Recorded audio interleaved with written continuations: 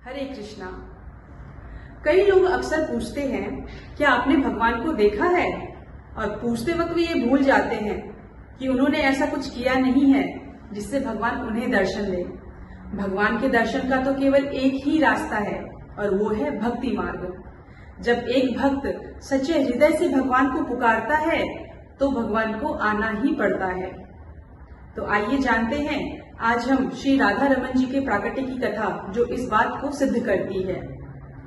ये कहानी है श्री चैतन्य महाप्रभु के प्रिय 6 गोस्वामियों में सबसे छोटे श्री गोपाल भट्ट गोस्वामी जी की, जिनके हृदय की सच्ची पुकार से शालिग्राम शिला स्वयं श्री राधा रमन जी के स्वरूप में परिवर्तित हो गई। श्री चैतन्य महाप्रभु जब दक्षिण की यात्रा पे थे तब उनकी सेवा गोपाल भट्ट गोस्वामी जी ने बाल स्वरूप में कई महीनों तक की।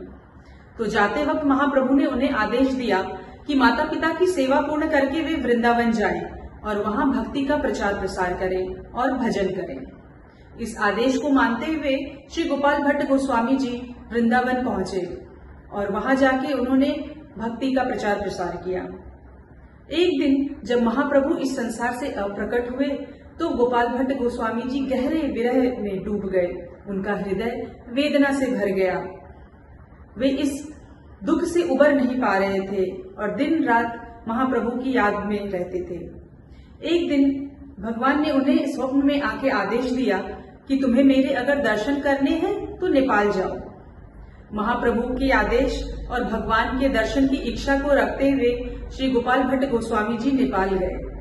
वहां काली गंडकी नदी में नहाते वक्त उन्हें 12 दिव्य शालिग्राम शिलाएं उनके कमंडल में मिली।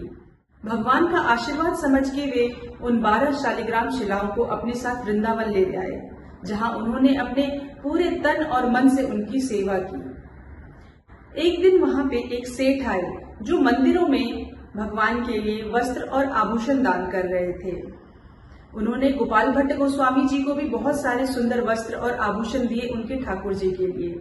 लेकिन ये क्या, उन सुंदर वस्त्र और आभूषणों को देख करके गोपाल भट्ट गोस्वामी जी का हृदय फिर से वेदना से भर गया, क्योंकि उनकी शालिग्राम शिलाएं तो बहुत ही सरल और किसी अलंकरण से परे थी। उनके कोई हाथ पांव ही नहीं थे, तो वे कैसे सजाते इन वस्त्रों से।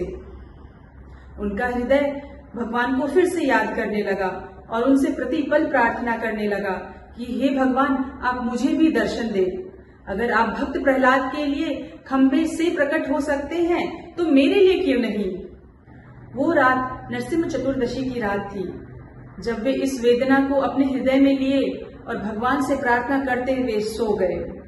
अगली सुबह जब वे उठे और उन्होंने अपने मंदिर का पट खोला तो उनकी आंखें खुली की खुली रह गई।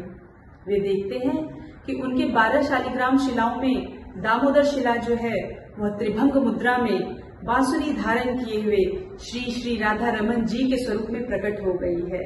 श्री श्री राधा रमन भगवान की जय। तो आपने देखा, जहाँ भक्ति सच्ची हो और प्रेम निष्कलंक, वहाँ भगवान को प्रकट होना ही पड़ता है। श्री राधा रमन जी इसका जीवंत उदाहरण है। हरे कृष्णा।